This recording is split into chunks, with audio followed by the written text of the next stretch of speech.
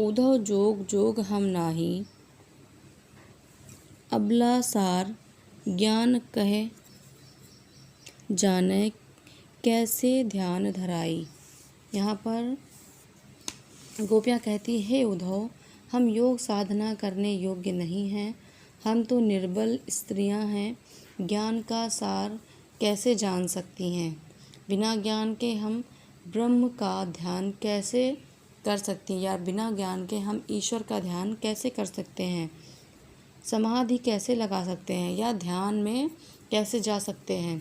उद्धव, आपकी तो बातें ही अटपटी हैं, या आपकी बातें ही उल्टी हैं। तुम हमें वे आंखें बंद करने को कह रहे हो जिसके अंदर कृष्ण की मूर्ति बसी हुई है।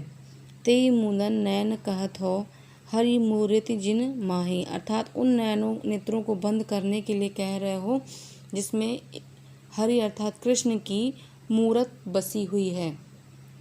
ऐसी कथा कपट की मधुकर हम ते सुनी न जाए, और तुम्हारी इस प्रकार की कपट की कथा हमसे सुनी नहीं जाती। तुम कहते हो कि हम योगी बने, अर्थात हम योग साधना करें और अपने कानों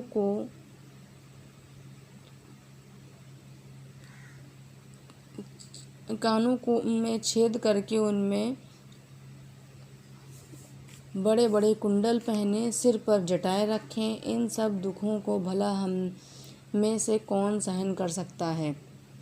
तुम कहते हो कि हम शरीर पर चंदन का लेप लगाएं, चंदन का लेप छोड़कर भस्म रमाएं, अर्थात हम चंदन का लेप छोड़कर भस्म बतावत अर्थात राख को अपने शरीर पर लगाने के लिए कह रहे हो। विरह अनल अति दाही, तो और जबकि हम इस विरह की अग्नि में या कृष्ण से दूर रहने की अग्नि में जल रहे हैं। जोगी भ्रमत जा ही लगी भूले, अर्थात चंदन लगाने पर भी विरह की अग्नि सताती है, भस्म लपेटने पर तो वह और भी अधिक सताएगी। हे उद्धव, जिस ब्रह्म को पाने के लिए योगी लोग घूमते या भटकते रहते हैं, वह तो अपने ही अंदर है, उसके लिए भटकने की आवश्यकता नहीं होती। गोपियाँ उद्धव को बताती हैं कि हम तो कृष्ण से एक पल अलग भी नहीं रह सकते। जैसे शरीर से कोई परछाई अलग नहीं रह सकती, वैसे ही हम भी कृष्ण से कभी अलग नहीं रह सकते। यहाँ पर उद्धव के बारे में मैं बार बार आपको बता रही हूँ। उद्धव, जब कृष्ण मथुरा से चले जाते हैं, तब उद्धव कृष्ण का संदेश उनके मित्रों तक लेकर आते हैं कि कृष्ण ने आपके लिए संदेश भेजा है।